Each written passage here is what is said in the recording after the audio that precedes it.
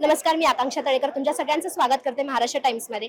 आपल्यासोबत आहेत आता ठरलं तर मालिकेमधली अस्मिता आणि आपण तिच्या रिअल आणि रील हजबंड बरोबर गप्पा मारणार आहोत. मालिकेत तर अस्मिता आता थोडीशी बावरली आहे की सचिन नक्की कसा आहे काय आहे, पण आता चिन्मय कसा आहे आणि काय आहे आता तिच्याकडनंच आपण ऐकून घेऊया. हॅलो चिन्मय आता सध्या हॉट टॉपिक आहे, कॉन्टेंट क्रिएटर आहे आणि शिवाय रायटर पण आहे. तर मस्त मजा येते आम्हाला त्याचे रील बघायला आणि त्याच्याबरोबर त्या रील्स मध्ये असायला.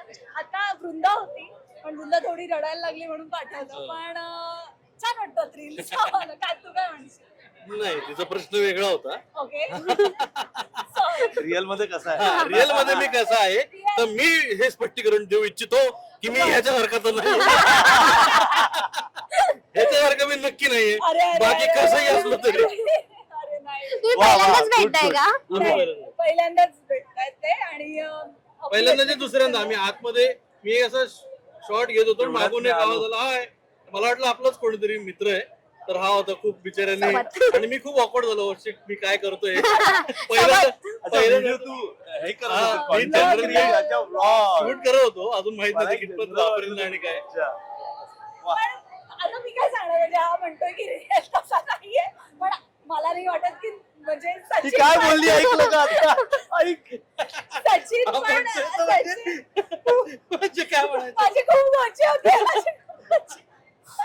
पण असं कोणीच नसतं जसं सचिनचं कॅरेक्टर आहे, लेट मी बी क्लिअर.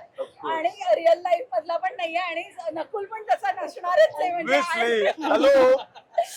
म्हणजे he is not married, so तसं काही पण तो नाहीये. कॅरेक्टर एवढं भारी करतोय हो. की ते खरं वाटतंय. म्हणून मी म्हटलं मी तसं. जे लोक तेवढे चिडतायत त्याच्यावर, लोकांच्या शिवाय येत आहे ती का अस्मिता एवढी आता ती कुठे स्वतः सुधारते आणि तू तिला का पुन्हा बिघडायला लावतोयस? मला भेटलेत असे फॅन्स ठरलं तर मगचे, जे समोरून येऊन माझा फोटो काढलाय त्यांनी आणि ते म्हणाले पण आम्हाला तुम्ही नाही आवडत.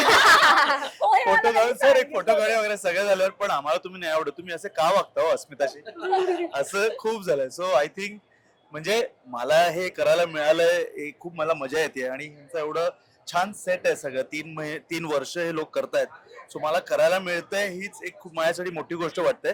पण मोनिकानी एस्पेशली खूप मस्त, म्हणजे मला असं वाटलं नाही की मी इतका आउटसाइडर आहे, 3 वर्षांनी आलोय. So it's a very friendly team आणि मला खूप मजा येते.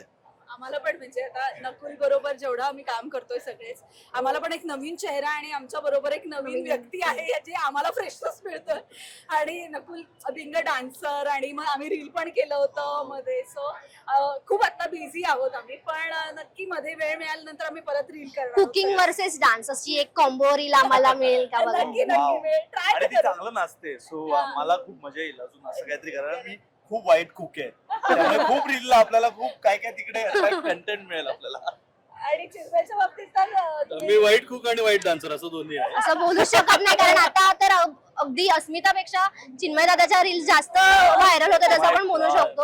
आता त्या कंटेंट तर खूप जे काही तो म्हणतोस आम्हाला ऐकायला आवडेल की आधी शूट असतं की आधी रेकॉर्डिंग कसं मी असतं? आधी शूट करतो, रॅन्डम शूट करतो आणि मग त्याला सुटेबल असा व्हॉइस ओव्हर मी त्याच्यावरती 1, 2, 3 तास, दीड मिनिटाच्या व्हिडिओसाठी मी घेतो. 2-3 म्हणजे एकदा तर तो 11ला गेला बेडरूम मध्ये आणि 2-2:30 अरे वाजता आला. बापरे. मला म्हणाला होता आपण लंचला बाहेर जाऊया. मी 1:30 वाजला, मी म्हटलं कुकर लावून टाकू. अण्णा घरी गेलेले त्या दिवशी. मी स्वयंपाक करून झाला माझा सगळा आणि तो म्हणाला स्वयंपाक केलास? म्हटलं हो. मला नाही वाटत काही होईल, आपण बाहेर जाऊ. आणि आम्ही गप्पा 3 वाजता बहुतेक जेवणही घेतो. तुमच्या फूड ब्लॉग निमित्त आता तुमची चंगळ होते असं म्हणजे आम्हाला दिसून येते की वेगवेगळ्या जागा तुम्ही एक्सप्लोर करताय. तर Anyway, तू आम्हाला- सेटवर पण आम्हाला सांग, सजेशन देतेस का या लोकांना की इकडे जा तिकडे जा, हे खूप छान आहे? ऍक्च्युली हे घडलंय आता रिसेंटली. मी तिला बरंच काय काय विचारलं आणि ती सजेशन आणि खूप देते त्याला आणि त्रास दिला होता. नाही पण it was a good time. आणि ती अप्रतिम काय काय घरी बनवून असं सहजी, हे आज मी केलं, हे तू केलंस. ते खूप सहज असतं, खूप सकाळी लवकर आलेली असते पण तरी काय काय काय काय बनवून तिने आणलेलं असतं. आणि दॅट इज अमेझिंग. म्हणजे शी इज मल्टी टॅलेंटेड आणि डान्सर तर ती आहेच. आणि आम्हाला मजा येते एकत्र काम करायला, खरंच खूप मजा येते. आय होप आमचे आणखी छान छान सीन करतील. आणि रिली विश. मला आता एक विचारायला आवडेल, अस्मिता तुझी बायको म्हणून आणि मोनिका तुझी बायको म्हणून दोघांमध्ये काय फरक वाटतोय म्हणजे जेव्हा तू अस्मिताला बघतोस की नाही हे माझ्या मोनिकामध्ये ही गोष्ट नाहीये, किंवा जेव्हा तू ऍज अ मोनिका म्हणून बघतोस अस्मिता तर नाही ही गोष्ट अस्मितामध्ये नाहीये. आधी let start from me similarities सांगतो. मालिकेमध्ये ती जशी त्याच्यावर ओरडते ती तसं नाही म्हणजे समजून घ्या. समजून घ्या. तसं काय नाही, खूप चांगली आहे हेच बोलत होतो ना. हा खूप चांगली आहे, खूप चांगली. नाही खूप टाइमपास. आम्ही नवरा बायकोपेक्षा आम्ही जास्त मित्रमैत्रीण आहोत आणि फुल टाइमपास. आमच्या रील्स मध्ये जे येतं ते खरं आमच्या आयुष्यातही घडतं. तितकंच फन आम्ही मजा मस्ती दंगा करत असतो घरामध्ये. एकमेकांवर विनोद करणं, एकमेकांना ट्रोल करणं, एकमेकांची टांग खेचणं, रोस्ट करणं हे आमचं दोघांचंही घरामध्ये चाललेलं असतं. आणि आमच्या दोघांमध्ये संवादाचा मुख्य विषय असतो तो म्हणजे खायचं काय. तर खाणं आणि वृंदा आणि मन्या आणि मन्या आणि लिली हे तिचे जास्त जवळचे विषय आहेत. ती जास्त सगळ्यांचं म्हणजे वृंदाचं पण सगळं तीच करते बघते. पण मी तिला घेऊन फिरतो 2-2 तास तेव्हा ती झोपते. हे मला सांगायचं होतं कुठेतरी मीडिया समोर. आज जाणलो दुनिया वालो. आणि ही अस्मितामध्ये मोनिका काय डिफरन्स? हा आता अस्मितामध्ये काय आहे जे मोनिकात नाही किंवा व्हाईस वर्सा. तर अस्मिता जी आहे ती बरेचदा स्वयंपाकघरात दिसतच नाही. पण Monika is such a great chef cook. आणि ती सतत म्हणजे काही ना काहीतरी करत असते. मी तिचे ब्लॉग्स फॉलो करतो. फार म्हणजे ती शी इज अन एक्सपर्ट कुक हे दिसतच आणि कळतच तिच्या कॉन्फिडन्स लेवलवरनं. आणि मी टेस्ट पण केलंय आणि आय एम शुअर की अस्मिता पेक्षा खूप जास्त स्मार्ट आहे मोनिका.